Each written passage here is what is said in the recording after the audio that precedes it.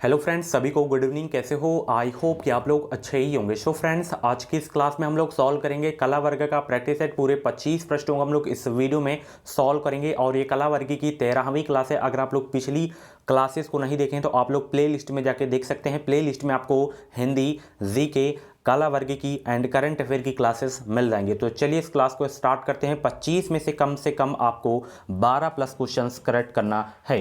तो चलिए इस क्लास को स्टार्ट करते हैं। नीचे आप लोग जो हैं क्लासेस का टाइमिंग देख सकते हैं। 9:30 बजे हिंदी लैंग्वेज की क्लास होती है और 1:45 पे जीके प्लस करंट अफेयर की क्लास होती है। ये दोनों क्लासेस हो गई हैं। और 5:45 पे सब्जेक्ट एबिलिटी की क्लास होती है जो कि अभी स्टार्ट है।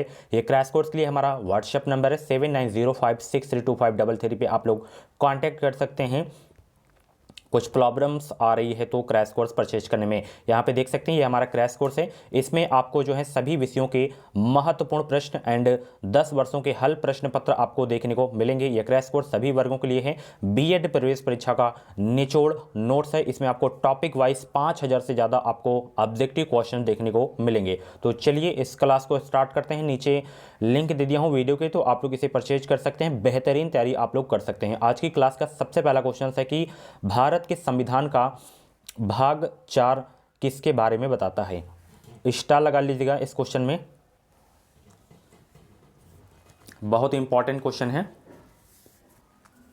भारत के संविधान का भाग 4 जो है किसके बारे में बताता है?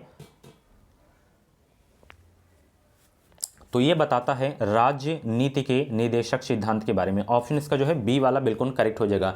जिन क्वेश्चंस में मैं स्टार लगा दूं तो उन क्वेश्चंस को आप लोग ज़रूर से ज़रूर नोट कर लिया करें, क्योंकि इसी तरह के क्वेश्चंस आपके एग्जाम में पूछे जाते हैं। अगला प्रश्न यहाँ पे देख सकते हैं, निम्नलिखित में से किसको डॉक्टर भीमराव अंबेडकर ने संविधान का हृदय और आत्मा कहा? Very very most important question है ये भी क्वेश्चंस। जितने भी लोग क्लास को देख रहे हैं फटाफट वीडियो को लाइक कर देंगे और चैनल से आप लोग जुड़ जाइए। चैनल को सब्सक्राइब करके बेल आइकन को ऑल पे प्रेस कर लीजिएगा। इस चैनल के माध्यम से आपको निश्चित ही मदद मिलेगी।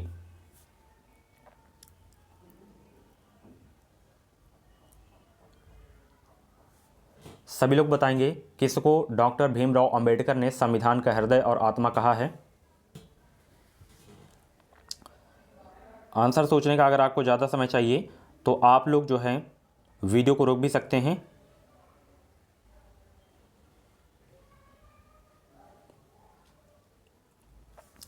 तो संवैधानिक उपचार के अधिकार को जो है डॉक्टर भीमराव ने जो है संविधान का हृदय और आत्मा कहा है। ऑप्शन इसका जो है सी वाला बिल्कुल करेक्ट हो जाएगा।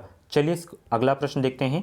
यहाँ पे देख सकते हैं, निम्नलिखित किस निकाय की अध्यक्षता गैर सदस्य करता है? सभी लोग जवाब देंगे।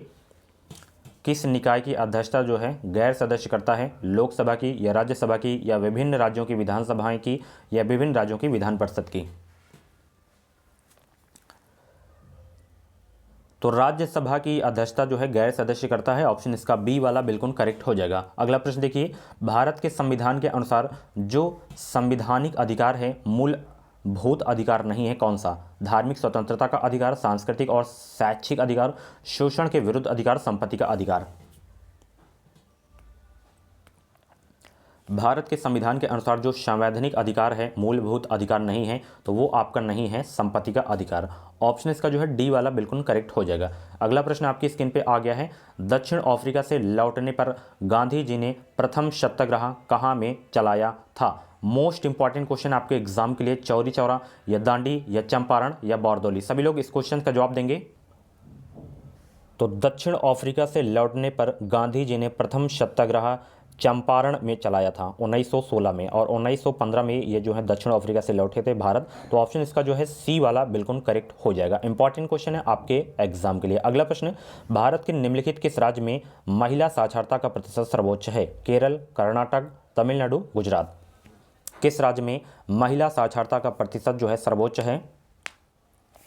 तो ये है केरल राज्य में। ऑप्शन इसका जो है ए वाला बिल्कुल करेक्ट हो जाएगा। केरल की राजधानी है तिरुवनंतपुरम, कर्नाटक की बंगलुरु, तमिलनाडु की चेन्नई, गुजरात की गांधीनगर। चौथा स्तंभ किसका घोतक है? सभी लोग जवाब देने का प्रयास करेंगे। तो ये है समाचार पत्र का यानी कि मीडिया का। ऑप्शन इसका जो है ए वाला बिल्कुल करेक्ट हो जाएगा। रविंद्रनाथ टैगोर भारत के अतिरिक्त किस देश के राष्ट्रीय गान के रचयिता थे? मोस्ट इंपॉर्टेंट क्वेश्चन है।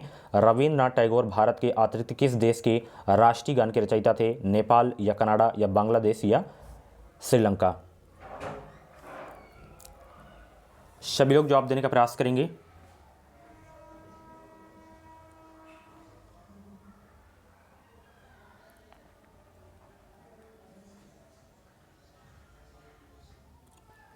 सभी लोग जवाब देने का प्रयास करेंगे। रविन्द्रनाथ टैगोर भारत के अतिरिक्त किस देश के राष्ट्रीय गान के रचयिता थे? तो ये जो हैं बांग्लादेश के राष्ट्रीय गान के रचयिता थे। ऑप्शन इसका जो है सी वाला बिल्कुल करेक्ट हो जाएगा। आमार सोनार बांग्ला वहाँ का जो है राष्ट्रीय गान है। चलिए, सभी अम्लों में आवश्यक रूप से निम्न तत्व होता है। कौन सा तत्व होता है? ऑक्सीजन या क्लोरीन या सल्फर या हाइड्रोजन? सभी अम्लों में आवश्यक रूप से निम्न तत्व होता है। ऑक्सीजन या सल्फर या क्लोरीन या हाइड्रोजन? तो सभी अम्लों में आवश्यक रूप में निम्न तत्व होता है। कौन सा? हाइड्रोजन होता है। ऑप्शन इसका जो है डी वाला बिल्कुल करेक्ट हो जाएगा। अगला प्रश्न आपकी स्क्रीन पे आ गया है।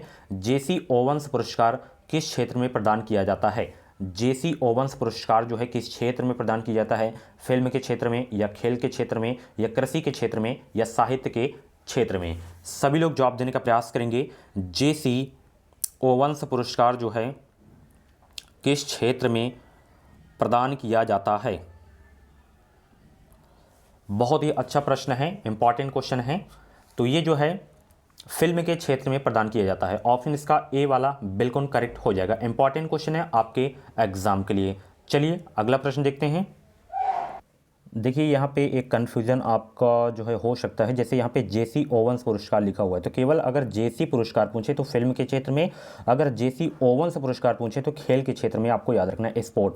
तो इस क्वेश्चन का जो राइट आंसर होगा ऑप्शन सी वाला करेक्ट हो जाएगा। चलिए, सल्तनत कालीन किस शासक को बुद्धिमत्ता एवं पागलपन से समझा जाता था?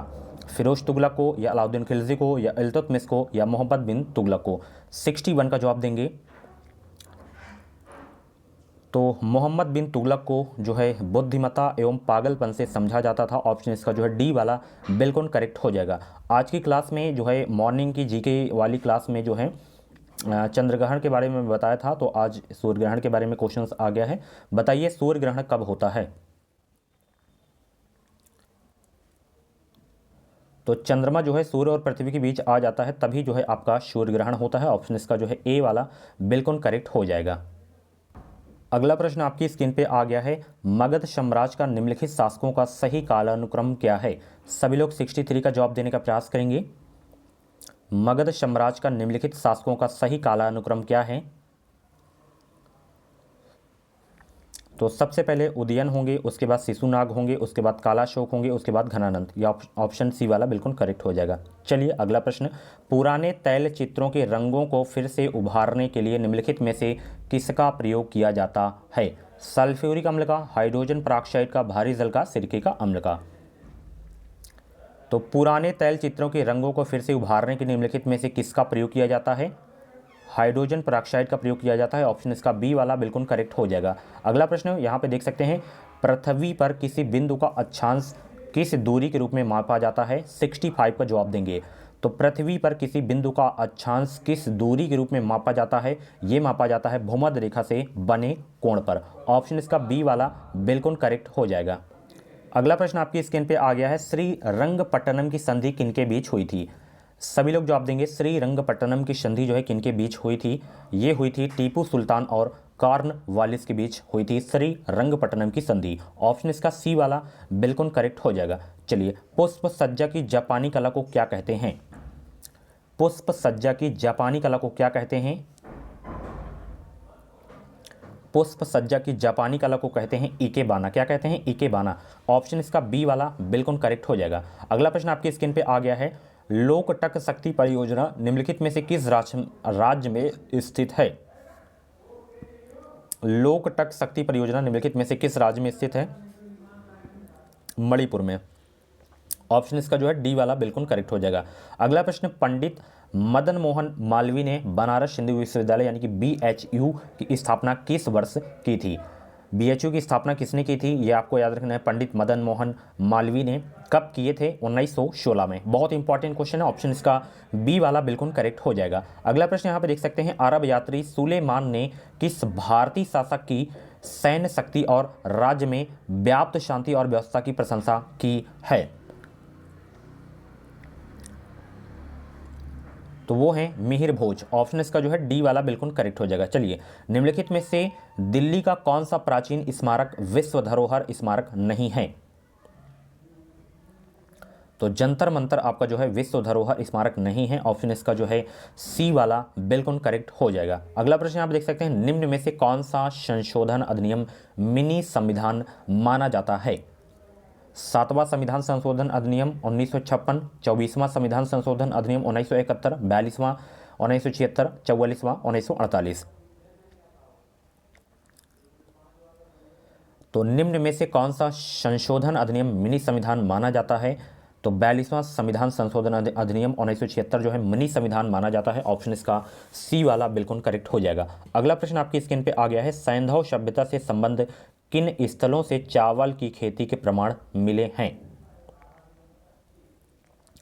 तो चावल के जो साक्ष्य मिले थे लोथल और रंगपुर से मिले थे। ऑप्शन इसका जो है बी वाला बिल्कुल करेक्ट हो जाएगा। बहुत इंपॉर्टेंट क्वेश्चन है हिस्ट्री का, ये सिंधु सभ्यता का, और इंपॉर्टेंट क्वेश्चन बोल सकते हैं। आज की क्लास में मैंने जितने भी क्वेश्चंस लिए हैं से जो हैं सारे सिलेक्टेड क्वेश्चंस लिए हैं, इंपॉर्टेंट क्वेश्चंस लिए हैं जो एग्जाम में बार बार पूछे जाते हैं। भारत का ऐसा पहला राष्ट्रपति कौन था जिससे बिना चुनाव के निर्वाचित घोषित किया गया था,